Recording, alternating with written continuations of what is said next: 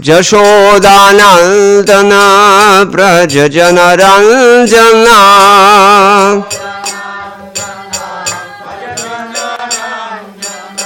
Jashodanandana Brajajanaranjana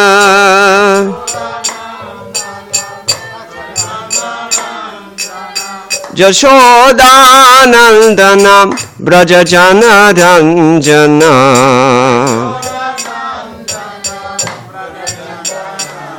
Jamuna Tira Vanachari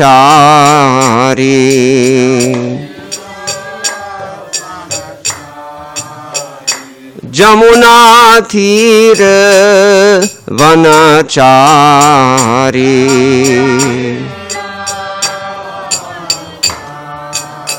Jai Jai Radha Madhava Kunj Bihari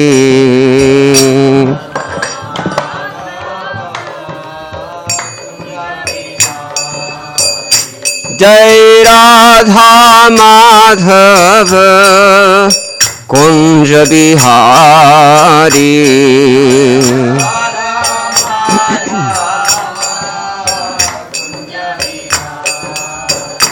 Jai Jai Radha Madhava Kunj Bihari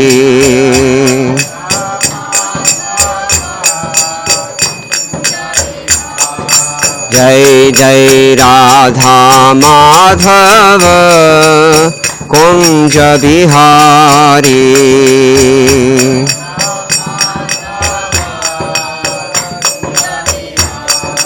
Jai Jai Radha Madhava Kunj Bihari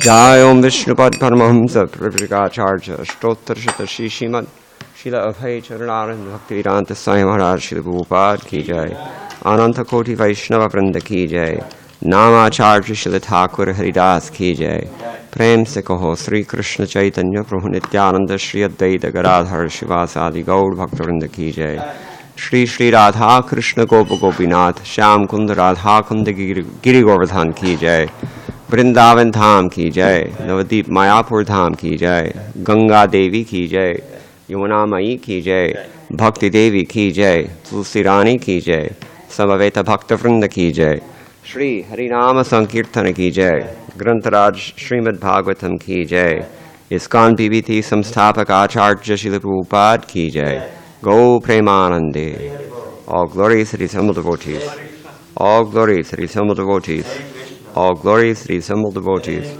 All glories to Sri Sri Guru and Gauranga Jai Srila Prabhupada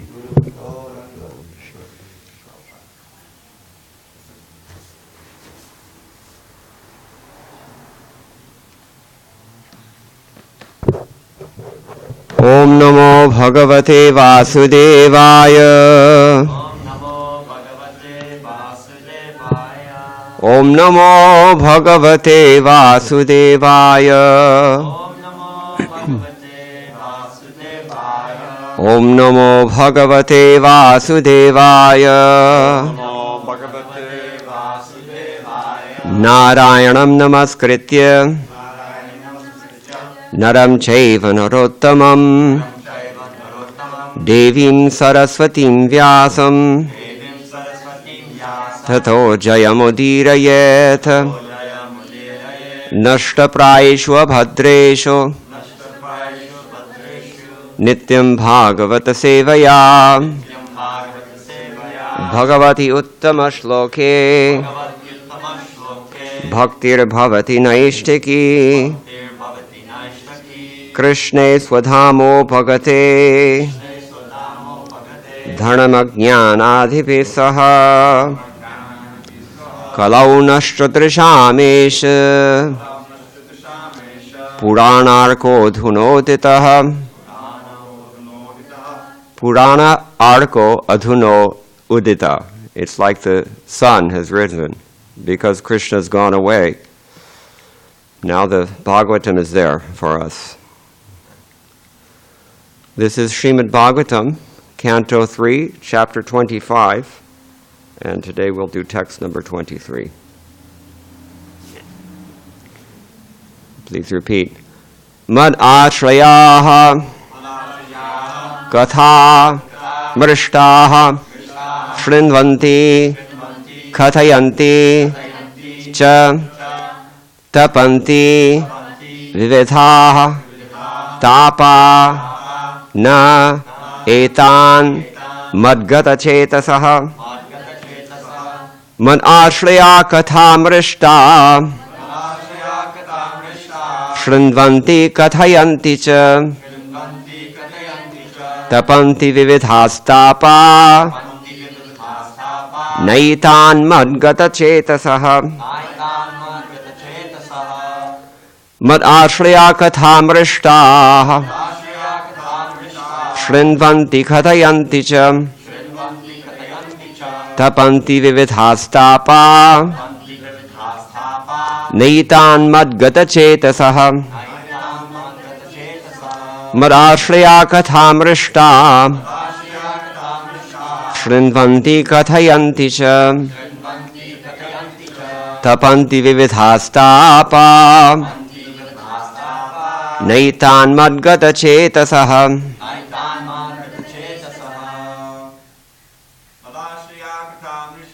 madashraya kathamrishtaha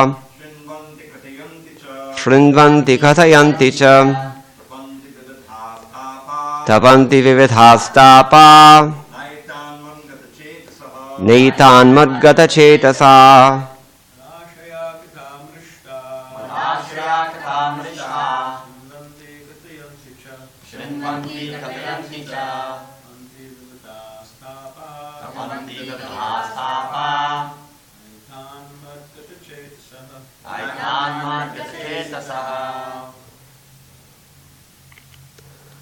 Any ladies?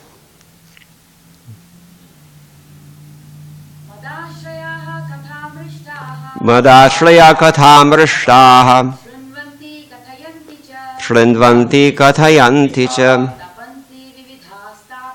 tapanti vividhastapa naitan madgata chetasaha mad ashrayaha about me katha stories mrishtaha delightful shrinvanti they hear kathayanti they chant cha and tapanti inflict suffering vividhaha various tapaha the material miseries na do not etan unto them madgata fixed on me chetasaha their thoughts. Translation. Engaged constantly in chanting and hearing about me, the Supreme Personality of Godhead, the sadhus do not suffer from material miseries because they are always filled with thoughts of my pastimes and activities. Please repeat. Engaged constantly in chanting and hearing about me, the Supreme Personality of Godhead, the sadhus do not suffer from material miseries because they are always filled with thoughts of my pastimes and activities. Purport by His Divine Grace, Srila Prabhupada. There are multifarious miseries in material existence, those pertaining to the body and the mind, those imposed by other living entities, and those imposed by natural disturbances. But a sadhu is not disturbed by such miserable conditions because his mind is always filled with Krishna consciousness.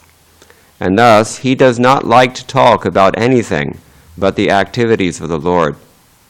Maharaj Ambarisha did not speak of anything but the pastimes of the Lord. Vachangsi Vaikuntha Gunanu Varnani. That's Srimad Bhagavatam, 9th Canto, Chapter 4, Text 18. He engaged his words only in glorification of the Supreme Personality of Godhead. Sadhus are always interested in hearing about the activities of the Lord or his devotees. Since they are filled with Krishna consciousness, they are forgetful of the material miseries. Ordinary conditioned souls, being forgetful of the activities of the Lord, are always full of anxieties and material tribulations. On the other hand, since the devotees always engage in the topics of the Lord, they are forgetful of the miseries of material existence. Om jnana timarantasya jnananjana shalakaya chakshurun militam yena tasmai shri gurave namah mukam karoti vachalam pangum lankhayate girim yat kripatamaham vande shri gurum dinitaranam. Marashraya katham rishtashrin vanti kathayanti cha tapanti vividhastapa naitan madgata chetasaha. Engaged constantly in chanting and hearing about me, the Supreme Personality of Godhead, the sadhus do not suffer from the material miseries because they're always filled with thoughts of my pastimes and activities. Sridhar Swami, in his commentary on this verse, points out that what we're talking about by the word tapa is adhyatmik adaya. The adhyatmik kleshas, they seem to be predominant nowadays, isn't it? At least in the Western Hemisphere, and increasingly in urban India as well. Adhyatmik, miseries are our own stuff inside. People suffer from that. They wrote a book many years ago, Prozac Nation, because the over-sense gratification in America drives people crazy. You can see it. We've got one of them in the White House, as a matter of fact. But adhyatmik klesh, the miseries that arise from within us, within our hearts, within our minds. Everybody's got a mind. You know what the mind is like. So, in the Srimad Bhagavatam 11th canto, that's described also very nicely. Pungsam kalikritan doshan, dravya desha atma sambhavan, sarvan harita chittasto bhagavan purushottama. Bhagavan Purushottama within our hearts, when he sees that we're serious about hearing and chanting about him, he cleanses all these three categories out. What three categories? Dravya sambhava dosha. The doshas, the flaws that are produced of faulty materials. You don't have enough facility, we can say. Yeah. And then desha sambhava doshas, those which are produced from your environment. The environment is bad sometimes. And finally, atma sambhava doshas, the stuff that baggage that we're bringing with us inside from who knows how many lifetimes past. Kusamskara. So, this is adhyatmik klesha, and it's kind of roughly, you can compare it to adhyatmik klesha, adhibhautik klesha, adhidaivik klesha. Adhyatmik klesha means the internal miseries. The adhibhautik kleshas means from other bodies, other beings in this world, other bhutas. And adhidaivik means things like famine or drought. Now in Tamil Nadu they're having terrible drought for a long time. Here in California also. These are the adhidaivik klesh. So these kleshas, they overwhelm someone. This is one of the commentators has written very nicely on this. Itan bhaktan tapaiti ete papair nabhibhuyante ityartha. The idea here is that they're not overwhelmed by the reactions of their sinful activities. We all do things. Where do these miseries come from? It's the nature of this world. But the specific misery that we suffer, what does Krishna say about this in Bhagavad Gita? Where does it come from? Yeah, I'm thinking of a particular verse. Purusha sukhadukhanam kartrate heturuchite, no? Who knows the verse? Yeah. We are the ones who set this process in motion. Somebody else may be the agent of our bad karma, but something that we have done actually produces that agency from which we have to suffer.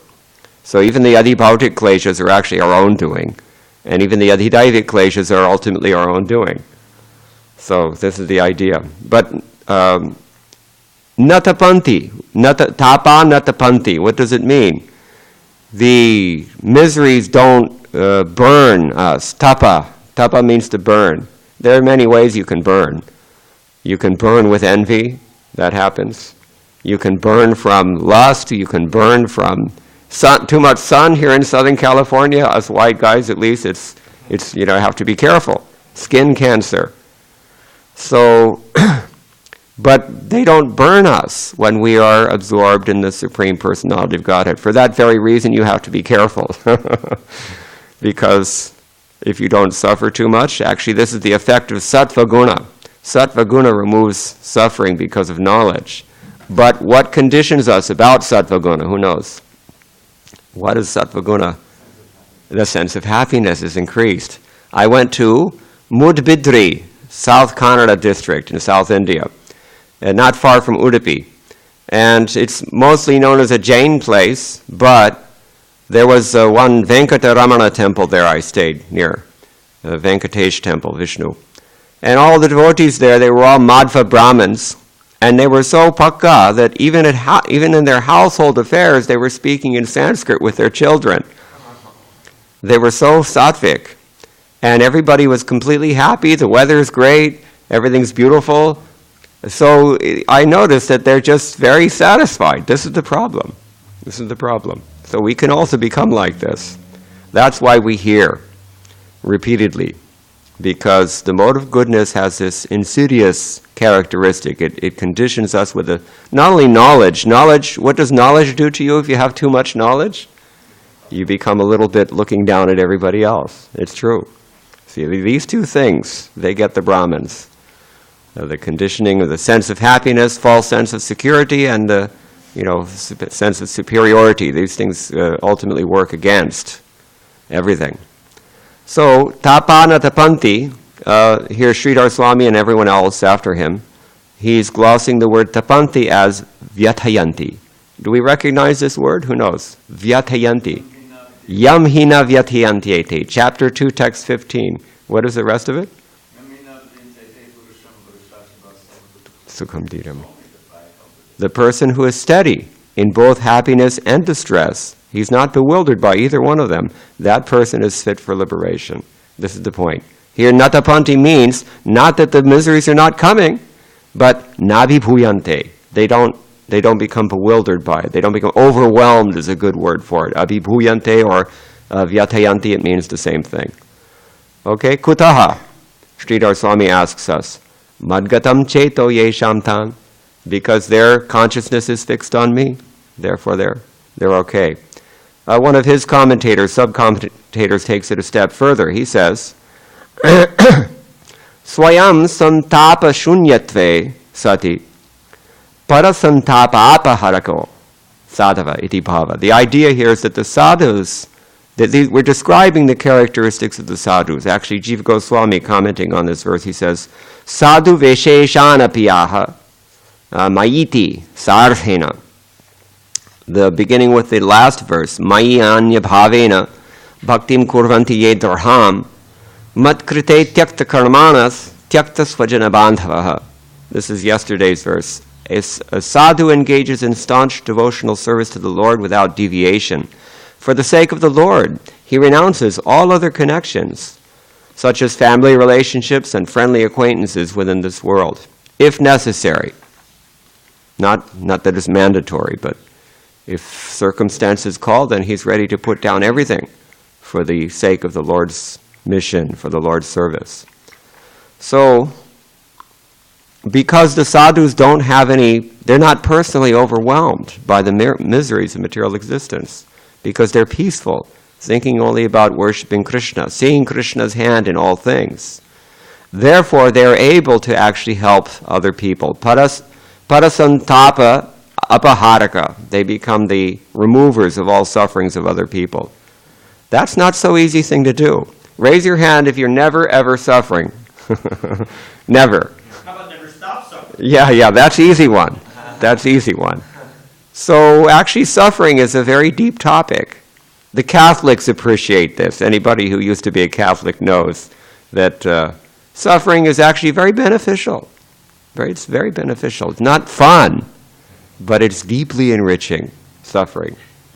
If you suffer, only a person who has suffered like you can empathize enough to give you some comfort. And in general, how do we empathize with someone whose suffering is so much worse than our own? So we like to take shelter of somebody who's also suffering.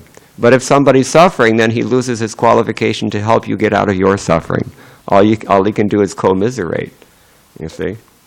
Therefore we say, misery loves company. So, tapanti vividhastapa naitan. The miseries of material existence, the things that burn us within material existence, they don't burn the devotees.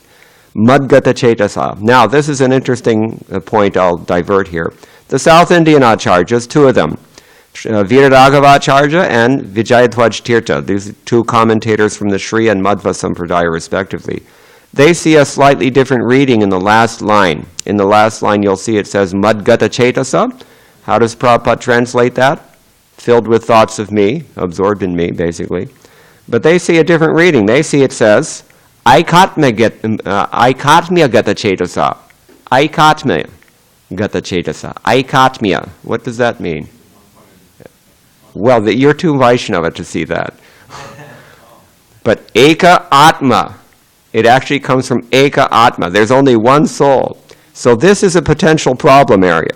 Because the Mayavadis are going to look at this and say, yeah, see, we told you. There's only one soul. That's, I am Atma, I am Brahma, Soham, ityadi. So, but therefore, Viragavacharya, he takes it, Vijayadhwaj Tirtha, you would expect this from someone in the Madhva line. He takes it very proactively, and he actually quotes one verse from the Smriti about this. Eka purno harir nyanyas tad anye tad vasha mata iti jnanam sthiram yat tad ekatmya jnanam uchyate. He's giving a definition. What is this ekatmya jnana? And he glosses his own definition. He gives his paraphrase of the verse.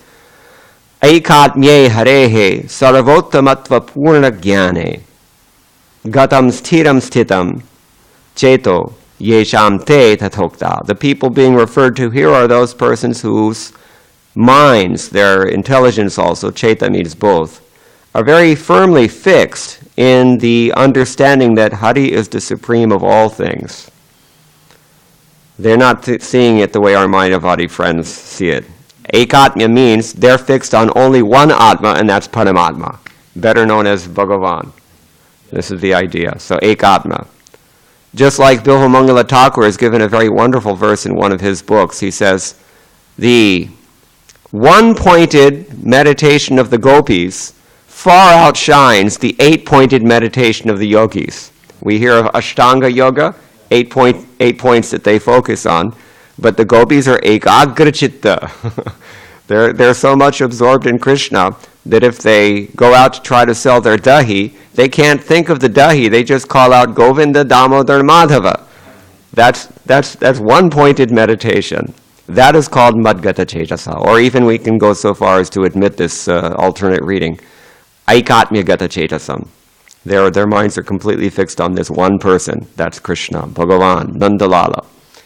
Okay, so there's another alternate reading given by Viragavacharya. He says, instead of the word mrishta here in line 1, what does mrishta mean? This is what Prabhupada is saying. Actually, it can be derived from a few different dhatus. If you take it from mrij, then it means cleansed, like marjanam, cheto darpana marjanam.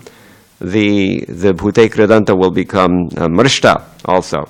So completely purified. And in fact, that's how Vishwanath Chakravarti Thakur takes it. Mrishta shuddha amayaki. The katha is mrishta, it's completely untouched by maya. That is the katha that they're absorbed in. That is the katha that removes their miseries. Otherwise, somebody may say, well, yeah, I like to read CNN as well. It's a nice way to unwind at the end of the day. But it actually, there's nothing auspicious to read there, so. Mrishta means purified. Mrishta also means a few other things. It can mean to neglect something, which is interesting. It can also mean to sprinkle with water, same thing. To tolerate something, to ignore something, to excuse someone else's offenses. This is also mrishta, but I don't know where Prabhupada is getting this definition, mrishta, because mostly it's not defined in that way, but Srila Prabhupada is giving it as delightful.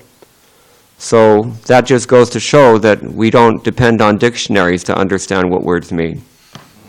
Because lexicographers, people who make dictionaries, where do they get their definitions from? The way the word is used. They look for, see how it's attested somewhere, we say. You see? That means they've got to quote some predecessor acharya. The acharyavan purusho veda.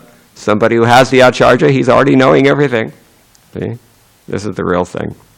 Okay, so Hrishta, he sees instead, Viragavacharya, instead of Mrishta, Hrishta.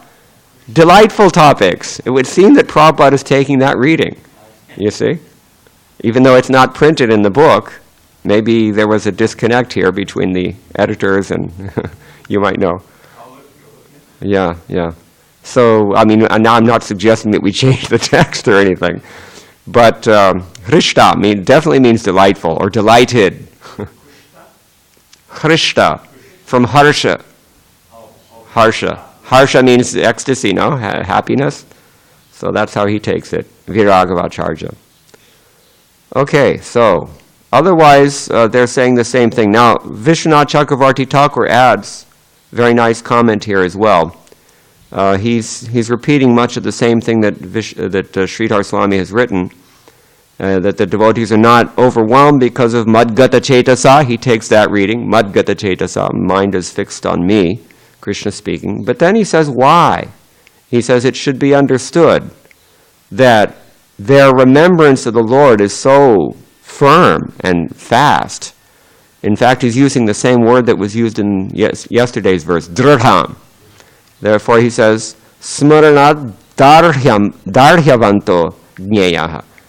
It means the same thing. They're fixed in this firm remembering of the Lord. Where I live in Vrindavan, everybody likes to talk about smaranam, lila smaranam.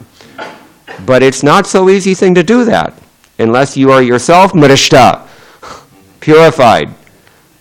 You're not going to be able to sit and meditate on Krishna 24 hours a day. It's really not that easy thing. Therefore, Srila Prabhupada engaged us practically in devotional service and also encouraged us to practice this process of what? Matchitta madgata prana bodhayanta parasparam kathayantascha mam nityam tushyanti cha ramanti cha, in Bhagavad Gita chapter 10. Very similar to today's verse, isn't it? Basically the same thing. Basically he's saying the same thing. Their thoughts are always dwelling on me. They like to talk about me to each other. They like to hear about me from others. In this way they're tushyanti cha ramanti cha. They're enjoying, they're pleasing others also.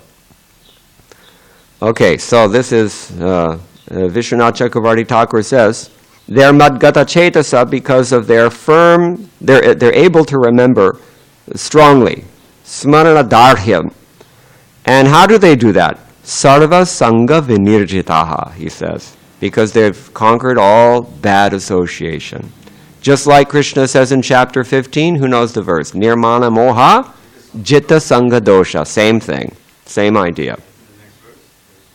Yeah. Also, yeah.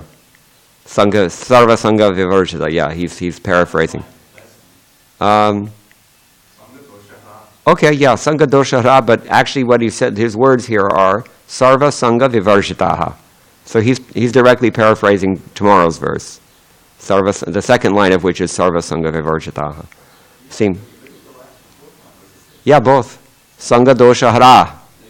Bas. Yeah, very good.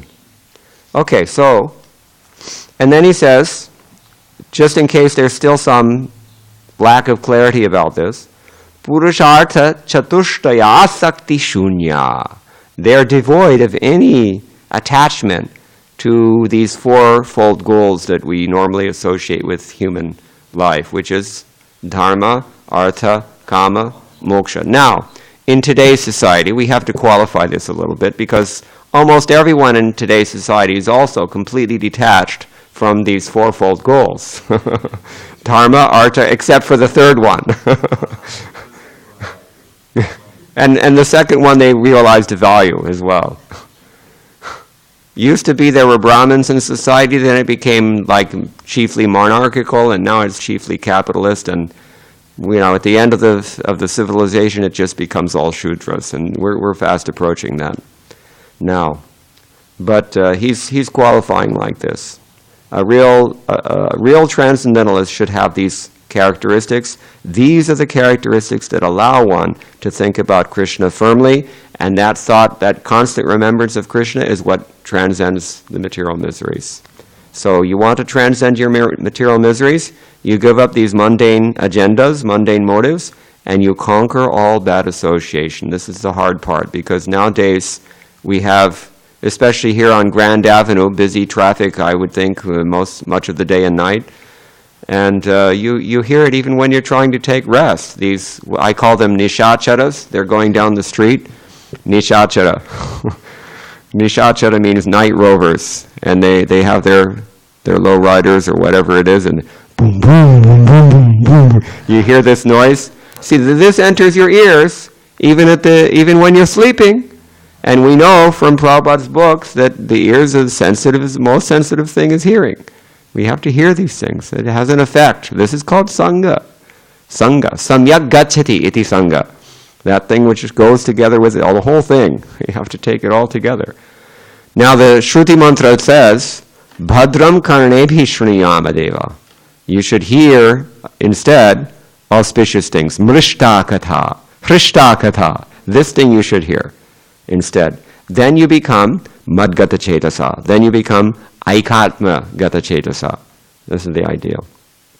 Okay, now in Srila Prabhupada's purport, he is stressing Ambarish Maharaj, and he's stressing one aspect of Ambarish Maharaj, which is that he was exclusively engaged in devotional service. We know that it was exclusive because yesterday's verse said, Mai ananyena bhavena. There's nothing else. This is what Vijayadhwaj Tirtha has quoted, his definition of aikatmya jnana, that it's also exclusive. He's not thinking of anything else. So, and if you look at the 9th canto, chapter 4, text 18, that Vachansi Vaikuntha Gunanavarnane verse, he's quoting, you'll see that Prabhupada's purport there, mainly he's stressing the need to tolerate. Because until we get to this point where our minds are naturally fixed on only one person, where our remembrance is naturally unshakable, where we're thereby elevated beyond the miseries of material existence, what can we do? We're all neophyte disciples. We all feel the pain. We've already decided that this morning. So what do we do about it? You have to just discipline yourself. That's called tapasya. So, although the elevated devotees, they tapa na tapanti, but we voluntarily take on tapanti. Tapasya. We voluntarily discipline ourselves by tolerating. Now, all these things we've been discussing this morning, they're all wrapped up in one simple verse that Krishnadas Kaviraj Goswami advises us to wrap around our neck. What is that verse? Tranadapi sunichena tororeva sahishnana amanina manadena kirtaniya sadahari. If you want to be like this, shrinvanti katayanti cha ityadi, then you have to humble yourself to this extent. And humility, he's defining for us. What does humility practically entail? You have to tolerate. And you have to offer respects without expecting it in return. See? Okay, so I'm going to stop here. These are just a few things we can talk about this wonderful, wonderful verse, but there are more of them, as we've heard. So, very important section of the Bhagavatam, very crucial section of the Bhagavatam, Kapila Dev's teachings. Srila Prabhupada spoke on these verses also. A famous, it was published as a new book, Teachings of Lord Kapila Dev. His Mumbai Pandal program, he was dealing with this. Okay, any questions, comments? Dravida Prabhu. The first phrase, Balashriya, Prabhupada translates that as about me. It's referring to the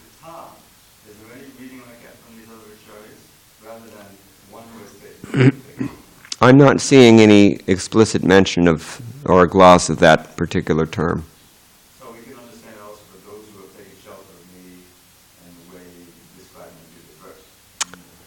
What does he say in Bhagavad Gita? Chapter 7, first couple of verses. Yes. Yeah, maya sakta manatpartha yogam yunjan mad ashrayaha. You see?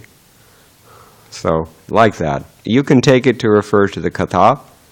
You can perhaps take it to refer to the devotees, but the devotees are only explicit grammatically here. They're not explicit. But it'll work. Yeah, yeah. Grammatically it's, well, it goes with madgata cetasa. So, okay. Anything else? Maharaj, any comments? No, okay, so we'll stop here. Thank you very much. All glories to Srila Prabhupada.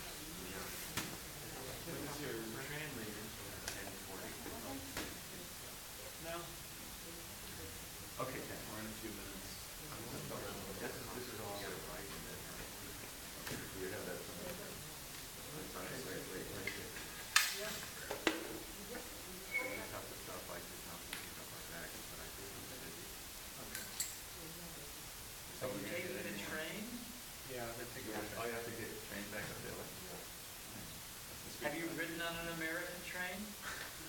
Yeah, they came down here, right? Oh, yeah. How does it compare to India? Like $5.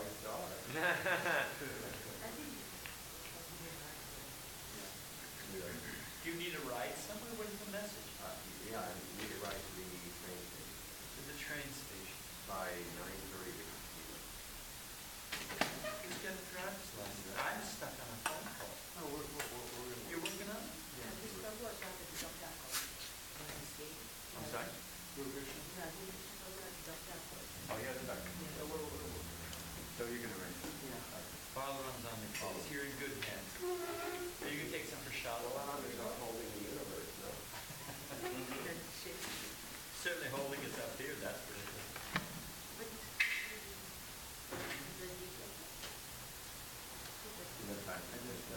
Yeah, I hope so. Okay, it's ready. It's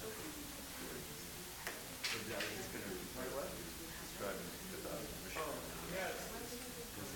What does she have? Why don't we make Garland just from there? It's not today. You just weren't here. We need you to make them. Everybody wants to offer advice. We need someone who will do. Hey, you're here now. No, we make Garland. But he describes the... They were buried in Garland in Masri. Check them for stuff. You might have to take the stuff as I go because a lot of times they're running late on Tuesday.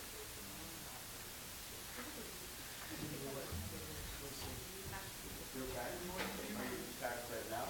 Did you come with Just wait. spontaneously on your own? Oh, happy birthday.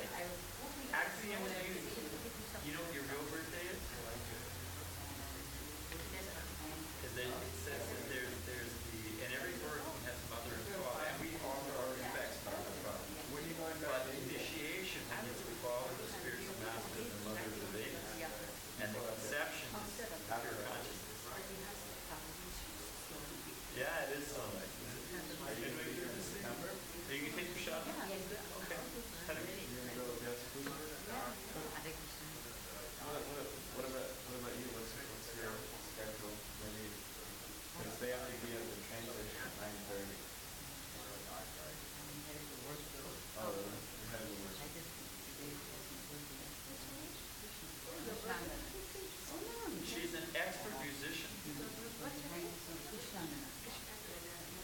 bhakti thing?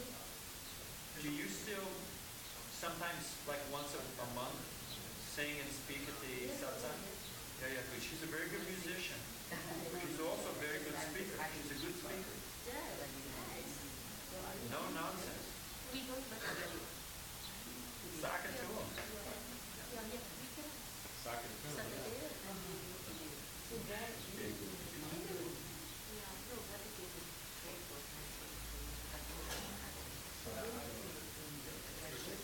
Sadhu. I was off in Mangalardi the other day, and I looked out, and I saw you off in the basin. As I came late. Yeah, and then I was thinking, who is that? So I was thinking, that's that brother next to my brother. I thought it was like a Wishful thinking. young man. I was looking out. Yeah, well, where'd you get your eyes last check? But then you stood up, and I realized it was you. Oh, yeah. But when you're laying there, Until you tried to get up, you realized, oh, that's what happened. Fighting gravity. It's a great world in the environment.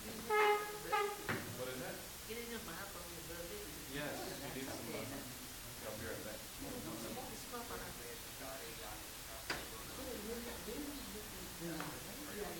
Ego.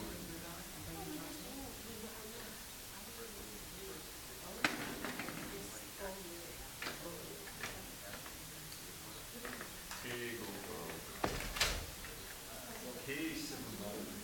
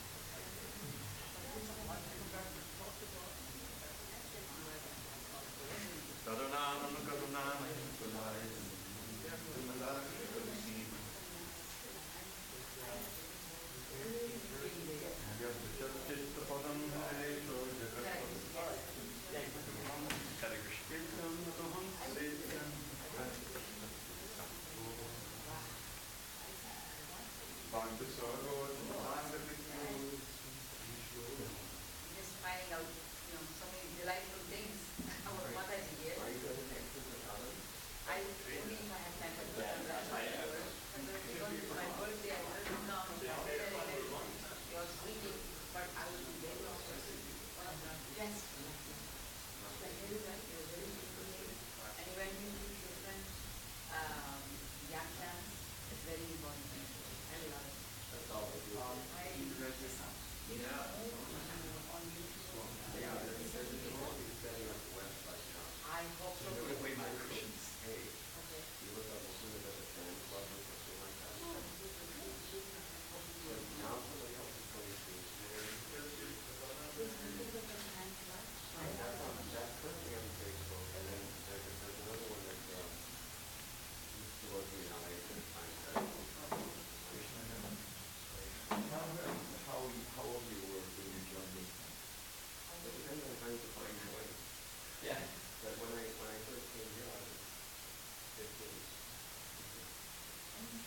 Yeah, it's the same. Right? I absolutely. Genuine. Right, Did you come to this town? Yeah, I know. Not easy. So I was away in Los Angeles. Yeah. But when I actually joined the temple, I came here because I was underage. So I ran up with the So nice. See, he was younger than Dharma's taken this. I was 17.